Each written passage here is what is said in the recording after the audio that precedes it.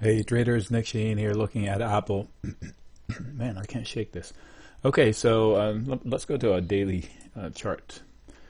A lot of lines. A couple of points I wanted to say. First of all, it's holding up a lot better than the whole market today.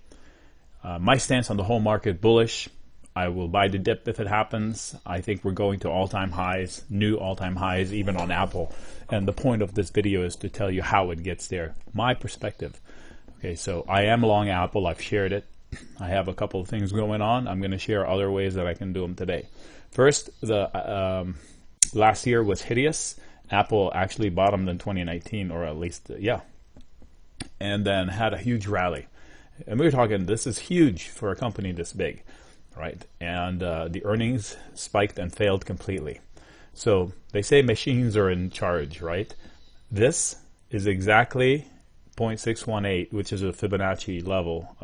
Usually they say a 50% retracement. I think this one is, people who know Fibonacci tell me that this is the more important one. So machines know where to buy. When the retails were freaking out because of Apple breakups and Apple somebody suing Apple and China Apple this, Apple that, this is where the machines come in, and big money buys off the hands of retail, and they profit 15% rally. Excuse me. I shared some longs here with credit put spreads. I said it could turn it into iron condor. I tried for a day or two, then got nervous with the upper side of it, and I got out of the credit call spread. So I rode credit put spreads, and I still have some left. I did trim because the profits came too fast, and I also at the same time took a call spread, but not a vertical call spread, and I'll explain the difference. So point is, Apple is nowhere near its all-time highs. If I'm right about the whole market, Apple will get there. China, no China, I don't care. I think the chart, I'm going to ignore the news and look at the chart. This chart could be heading there, and I'll show you why a little bit later. So let me show you what the upside, so I could buy the stock, excuse me. I could buy the stock and hold it. If I'm going to hold it for a long time, it doesn't matter whether I enter it here or $2 higher or lower. I'll just buy it, plug my nose in, and just hold it. It sells at like 16, 15, 16 PE. Price to earnings ratio trailing. So that's actual results. Okay. So it's already cheap. It's not going to be a financial disaster if I own it here for the long term. And if I wanted to not buy the stock itself, use calls, I'll use longer dated calls. And I could buy October. Now it reports very late July, I think. And so whatever I buy, I want to capture that move. Meaning, why? Because the premiums, if there is an event like earnings, tend to hold up better. Time kills the premium, so it works against me when I'm buying something. So I want to buy that and see if I can sell something that is shorter period of time. That's why I say calendar or diagonal, because the idea of doing that is you buy the call you want. So if I wanted to buy October, I'll go out and buy the October call. And then I come shorter in time and I sell something at the same level or higher. So it'll be a debit spread, but it won't be vertical. If I wanted to do a vertical, I'll buy the 215 or 205 call and I sell the 210 call. I'll pay up front premium. The difference between the two would be my maximum profit.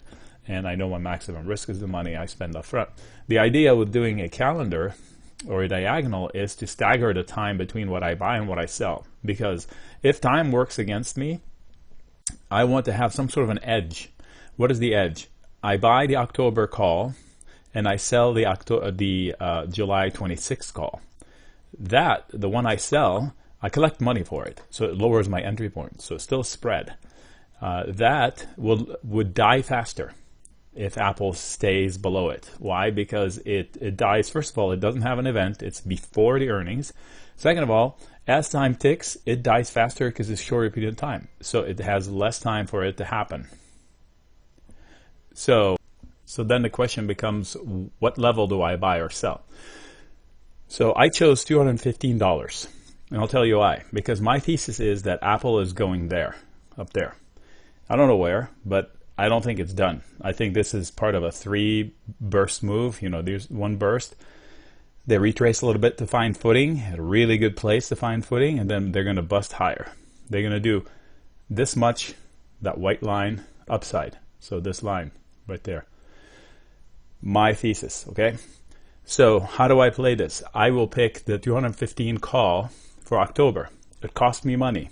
I'm going to say $4. I'll bring it and I'll show you. I'll sell the July 26th, same level call, and I'll collect a little over $1 for it.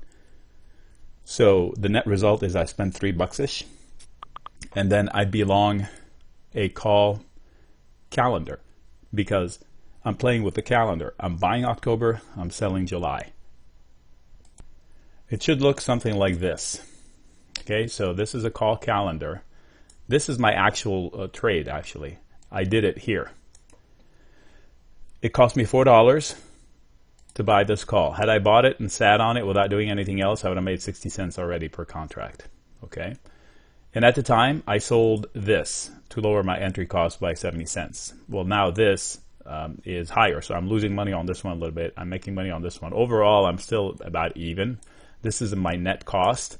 This would be the net cost to do it today. Well, earlier this morning. I haven't checked. So the idea is to buy, I'll put a plus, the 215 call, and I'll sell the 215 call for July 26. This is for October. So now I'm in a funky calendar, call calendar, debit. So the net result is I paid $3.33 per contract. Now it's 346, so I'm basically up a few pennies, 13 cents to be exact. But if time keeps ticking and Apple does not reach 215, this dies for 0. So in essence, I bought this for 333, even though it should have cost me 4. And the end result is I'd be long this call for $3.33. So when this dies and I decide to close it, I made 70 cents basically. But if I decide to hold it or spread it again, I can repeat it. It all depends on what Apple does. Plus, as Apple price moves, this becomes higher and higher and higher, especially if it does it slowly, because this doesn't gain a lot. It dies faster because time is ticking. So it's a good balance, but it's a comfortable position to be long Apple, as opposed to being long Apple with a call naked or a debit call spread. So in addition, I did credit put spreads, which I sold risk below current levels. And so that's $3.33 is actually lower because I already booked my profits in those. So I'm pretty much long Apple for free. So can I start now? Sure, I can. But it all depends on my overall thesis for the market. Next week is pretty important. We have the Fed deciding to cut rates or not cut rates. There is a 30% opinion that they will cut rates. I think that's too high. I doubt they will cut rates. I mean, for crying out loud, the data is awesome. One bad job report, they'll say it's transient. It's not going to linger. Apple right here is at an important level. If you look left, right there, that was a prior fail. So this is a pivot point that we've dealt with before. So what are the odds of Apple doing what I think it's going to do or not? So let's mark it up. I'm not talking news, I'm just talking charts, okay? If this ticker can break above here, it'll invite buyers, wave number 1. And then it's going to stall again here. Why? Because this was a major fail level, okay? But that was also a major fail level for markets in general, and then they piled on. I can tell you that this is definitely wrong because there was too much negativity. So if Apple can hit the break above here, they'll gather more buyers to hit here. So it'll fade again, and they'll try again. Okay, they'll probably come back to this level because that was the neckline. And then once they finally break out of here, they're gone. The last test will be somewhere around here, and then off to the races. Okay. Now, what's the risk? The risk is, what if this does that? Does this kind of thing, and hits this level and doesn't bounce. If it hits this level and bounces, I don't change my opinion in the overall thesis. I'll be saying, okay, why did it do that? But then it becomes some sort of a head and shoulder pattern. And then this is possible to retest this number. Highly unlikely, but it is possible. And I'll tell you what, if it gets to here, I'll be selling puts left and right. Okay, and put spreads. So this is the dip I would buy. This is arguably the best company on the planet. I don't believe it anymore because of Tim Cook. I think he's ruining it. He's killing it. So back to fundamentals. Apple's a great company. Tim Cook was handed a gem and he's ruining it. How so? He took it with zero debt. Now it has over 100 billion. People say, oh, look how much market cap he created. I think a monkey could have created that kind of market cap. In fact, if you don't put a CEO, it would have done the same thing. That's my opinion. He had a boulder that was running downhill. Nothing was going to stop it. And then they say, the bears, the critics like me say, well, where's the aha moment? Where is the innovation other than financial engineering? He borrowed 120 billion, however it is, maybe more, to pay dividends and buy back stock. That's not innovation. Okay, it still has 120 billion in debt.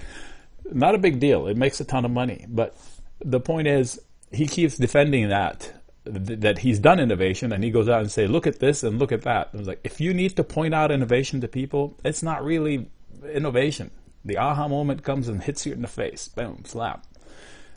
So my criticism from Tim Cook, maybe the switch to services is the innovation that actually will say, oh my gosh, we thank the Lord that he actually did the switch. So anyway, fundamentally, the company is on rails, but now the politicians could ruin it. I'm talking about the Chinese politicians, the U.S. politicians. That includes the legislators and the people that want to stand on a soapbox and say, we broke up big tech.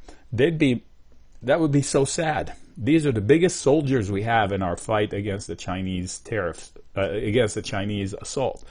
And I call it assault because they're out to get us. They're cheating, they're lying, they're stealing, and their goal, they avowed that their goal, whatever the both work, is to beat the U.S. by X years. And we're helping them do that just because we want cheap labor. I bet you if the U.S. says, no more talking to China, we're done. You can still deal with us. Here's the tariff. They're going to live forever on 540 billion at 25% forever. You want to do business with us that way, that's fine. Otherwise, you're all cut off. If Google, Facebook, Netflix, Levi's, Nike, all get cut off from China, you think we would suffer more or they would suffer more? We will have an adjustment period, but it's like we're their best customer and we just told them we're done. They're going to scramble. So the China thing is a threat to Apple, but it's unrealistic in my opinion. But the politicians sure have never surprised me to be like, oh my gosh, I can't believe you guys did that. So remains to be seen. Until then, we trade the charts. And the charts say Apple's not done. Let me see. Okay, this is a weekly chart on Apple. Okay, I thought I was done. But it's an important company. So let's do this. This is the move that I was talking about. They take a burst, they relax, they come back and test footing. Is that footing? In my opinion, it is. Why? It was here, and look at that consolidation period. These are weeks. So here it was resistance. They broke above it, consolidated, and said, whoa, we're going to the moon. They fell through it. This was an overshoot. Christmas. So it's still footing. I think it would take a lot to go below there. That's my opinion. All right, Nick signing out. If you have any questions, let me know. I'm pretty sure I forgot something to say that I wanted to say, but there it is.